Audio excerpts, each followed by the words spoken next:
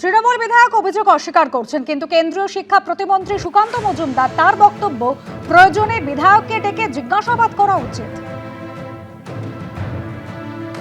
আমার তো মনে হয় যে গুন্ডা দমন যে আইন, সেই আইনে একে তো গ্রেপ্তার করা উচিত, গ্রেপ্তার হয়েছে। এর পরবর্তী পদক্ষেপে প্রয়োজনে বিধায়ককে ডেকে জিজ্ঞাসাবাদ করা উচিত যে তার কোনো এর মধ্যে উদ্দেশ্য প্রণোদিতভাবে সে কোনো কাজ করেছে কিনা, এবং এই ধরনের আফরোজ হোক বা অন্য কেউ হোক, তাদের কোমর ভাঙার চেষ্টা করা উচিত। আইন হাতে তুলে নিয়ে ওরা মমতা বন্দ্যোপাধ্যায়ের আমলে হতো অ্যাপিসমেন্টের পলিটিক্স ছিল, তোষণের পলিটিক্স ছিল, তোষণের রাজ্য সরকার ছিল, এই রাজ্য সরকারের আমলে হবে। প্রবল চাপের মুখে ধর্মেন্দ্র প্রধান ইস্তফা দিয়েছেন, আর কেন্দ্রীয় শিক্ষা মন্ত্রকের বাড়তি দায়িত্বে এবার প্রহ্লাদ যোশী দায়িত্বভার গ্রহণ করলেন। নতুন কেন্দ্রীয় শিক্ষামন্ত্রী প্রহ্লাদ যোশী নিজে প্রশ্নফাঁস কাণ্ডে গতকাল ধর্মেন্দ্র প্রধান তিনি ইস্তফা দিয়েছেন, আর এবার কেন্দ্রীয় শিক্ষা মন্ত্রকের বাড়তি দায়িত্বে এলেন প্রহ্লাদ যোশী, তিনি দায়িত্বভার গ্রহণ করেছেন।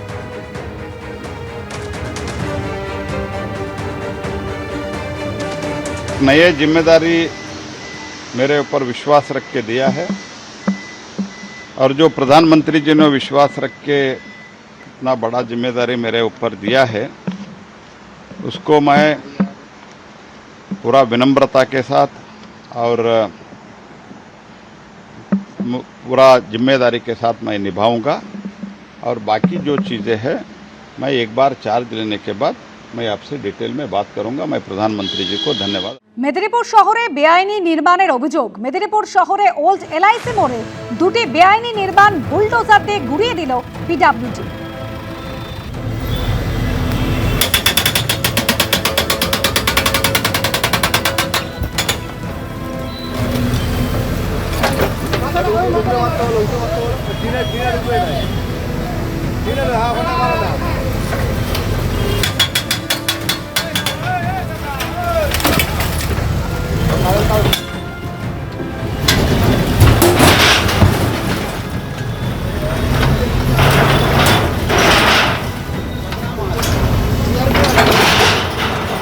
আগামীকালই বাদল অধিবেশন চলাকালীন প্রশ্নপত্র ফাঁস রুখতে বিল আনার সম্ভাবনা। আর প্রশ্নপত্র ফাঁস রুখতে বিল আনতে হবে কেন? বিলের বিরোধিতা কেউ করবে না, এমনই প্রতিক্রিয়া বিধায়ক কুণাল ঘোষের।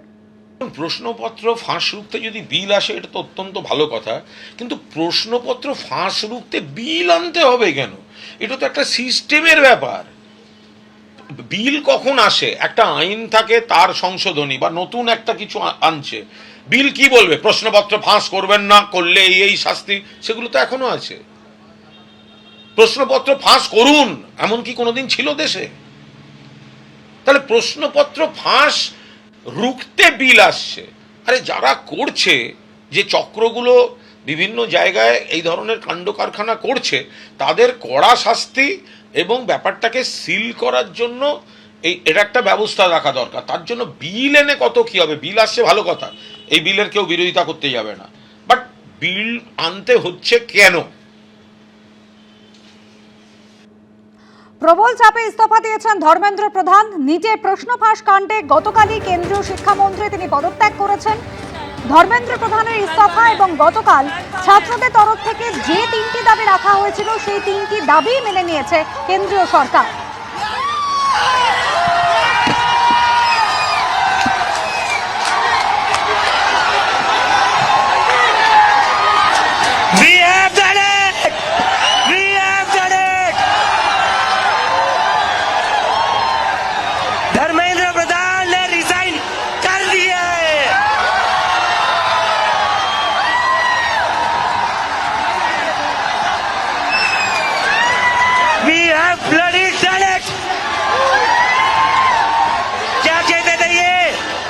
क्या कहते थे?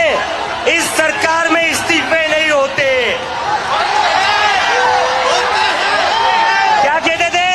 इस सरकार में इस्तीफे नहीं होते। हम कहना चाहते, झुकती है दुनिया, झुकाने वाला चाहिए।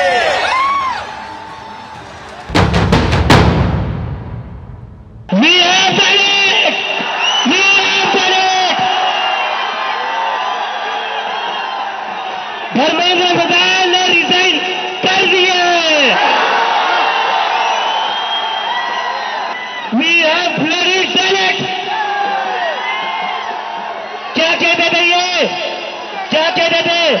इस सरकार में इस्तीफे नहीं होते। क्या कहते थे?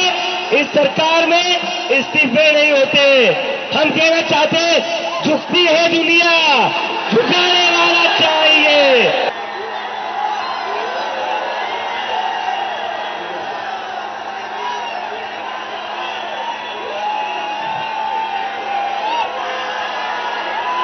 This is for them.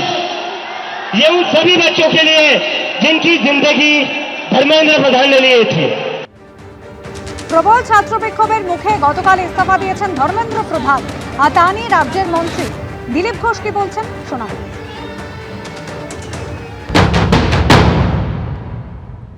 দেখুন, আন্দোলন হচ্ছে, সরকার যেটা ঠিক মনে করেছে, মাননীয় নরেন্দ্র মোদী আছেন, তিনি মনে করেছেন যে পদত্যাগ করার দরকার আছে, তো করেছেন উনি। সরকার সব রকম চেষ্টা করেছে, কথাবার্তা বলেছে, অনশন ভাঙার জন্য মাননীয় নাড্ডাজি নিজে গেছেন হসপিটালে এবং বারবার মিটিং হয়েছে। তো ওদের কথাবার্তার মাধ্যমে ছাত্রদের সঙ্গে যেভাবে ব্যবহার করা উচিত, ইমোশনাল ওরা, সরকার সব রকম রাস্তা খুলেছে, ব্যবহার করেছে, তাদের দাবি মানার চেষ্টা করেছে। তো আর যেটা মনে হয়েছে সরকারের আজকের প্রয়োজনে সেটা করিয়েছেন। এবিপি আনন্দ, এগিয়ে থাকে, এগিয়ে রাখে।